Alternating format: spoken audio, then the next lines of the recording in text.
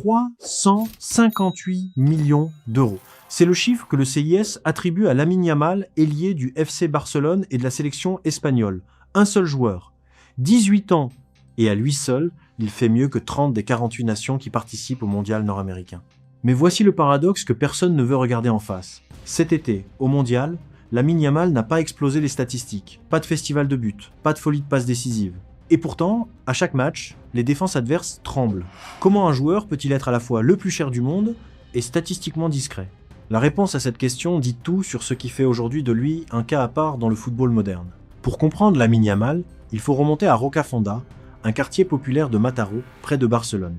Lamine Yamal Nasraoui Ebana est le fils de Mounir Nasraoui, originaire de Larache au Maroc, et de Sheila Ebana, venue de Guinée équatoriale. Un môme repéré très tôt, intégré à la Masia, ce vivier de talent du FC Barcelone qui a déjà fabriqué Messi, Iniesta, Xavi. En avril 2023, à 15 ans et 290 jours, il fait ses débuts professionnels en Liga. Moins d'un an plus tard, il devient titulaire indiscutable en Ligue des Champions et remporte l'Euro avec l'Espagne. La trajectoire est fulgurante. Mais c'est précisément là que la tension narrative commence. D'un côté, un système, une sélection, un club qui doivent construire autour de lui. De l'autre, un individu tellement précoce, tellement décisif, que toute son équipe peut se retrouver à dépendre de sa seule étincelle. Et cette tension, elle a un nom très concret, le couloir gauche espagnol. Pendant le mondial 2026, Lamine Yamal arrive diminué. Une blessure aux ischio-jambiers en club, une reprise précipitée, un plan de gestion chamboulé dès le premier match. Mais le vrai problème n'est pas physique, il est structurel. L'autre aspect qui peut expliquer le manque de buts et de passes décisives, c'est la situation du côté gauche. Nico Williams a eu une saison pourrie par les blessures et n'est pas arrivé à 100%. Ses remplaçants naturels tombent les uns après les autres, forçant le sélectionneur à repenser tout l'équilibre offensif. Pourquoi c'est important? Parce qu'à l'Euro 2024, Nico Williams jouait un rôle prépondérant. Il créait de l'instabilité, du décalage et de la vitesse, ce qui libérait aussi des espaces pour Lamine Yamal.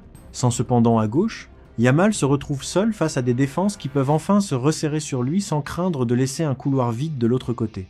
C'est exactement la même logique qu'en club, où l'on observe qu'il n'est jamais aussi tranchant que lorsqu'il évolue aux côtés de Rafinha. Et c'est là que le récit bascule. Privé de complices, sous-alimenté par un système qui ne le protège plus, Yamal ne s'éteint pas. Il devient l'unique variable d'incertitude de toute une sélection.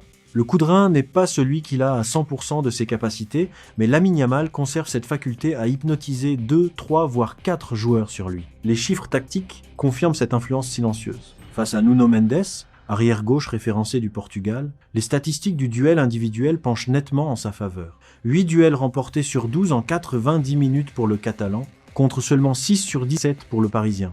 Et en termes de percussion pure, sur l'ensemble de la compétition, Lamine Yamal totalise 69 incursions progressives répertoriées, avec une montée en puissance manifeste depuis les huitièmes de finale. C'est autant que Michael Olise sur l'ensemble du tournoi, l'un des ailiers les plus en forme d'Europe cette saison, et nettement plus que Dembélé ou Mbappé sur la même période. Autrement dit, même privé de son meilleur allié, même diminué physiquement, même surveillé de plus près par des défenses qui savent qu'il est la seule vraie menace du couloir gauche espagnol, Yamal reste l'agent déstabilisateur numéro 1 de son équipe. C'est une vérité qui ne se lit pas dans les statistiques de buts, mais dans la façon dont un système tout entier se réorganise autour d'un seul joueur. Mais l'histoire de Yamal ne s'arrête pas à la pelouse. Parce que pendant qu'il déstabilise les défenses sur le terrain, il déstabilise aussi un tout autre marché, celui du sport business mondial. Son partenariat avec Adidas, signé en février 2024, s'étale sur 10 ans pour un montant global estimé à 32 millions d'euros. Un contrat presque sans précédent pour un joueur de cet âge. Et surtout un symbole. Adidas lui a offert sa propre chaussure signature, faisant de lui, aux côtés de Lionel Messi, le seul footballeur à disposer de souliers à son nom chez l'équipementier allemand. Son agent, Jorge Mendes, ne pilote pas une simple carrière sportive. Il construit un actif. L'objectif affiché est clair, devenir le meilleur joueur des 2 prochaines décennies, pas seulement sur 4 ou 5 ans. Et la vitrine choisie pour accélérer cette ambition n'est autre que la Coupe du Monde elle-même. En tant qu'ambassadeur de Visa pour le tournoi, Yamal devient l'un des visages planétaires de l'événement sportif le plus regardé au monde. Ajoutez à cela près de 80 millions d'abonnés cumulés sur Instagram et TikTok, une génération Z qui le suit dans le monde entier, et vous obtenez un joueur qui ne vend pas seulement du football. Il vend une identité, une génération, un futur. Voici le moment où tout se rejoint. Sur le terrain, Lamine Yamal n'a pas besoin de statistiques individuelles éclatantes pour être l'homme que redoutent toutes les défenses. Sa seule présence réorganise un système entier. Hors du terrain, il n'a même pas besoin d'un titre de champion du monde pour être le joueur le plus bankable de la planète, un statut longtemps porté par Kylian Mbappé et que Yamal lui a désormais subtilisé. Et c'est exactement ça la vraie réponse à la question posée en introduction. Ce qui fait de Lamine Yamal l'un des meilleurs ailiers du monde, ce n'est pas un chiffre dans une colonne de but. C'est sa capacité à influencer un match, un système, un marché même, dans l'adversité, même diminué, même privé de ses meilleurs alliés. Il n'a pas besoin d'être parfait pour être déterminant, il lui suffit d'être présent.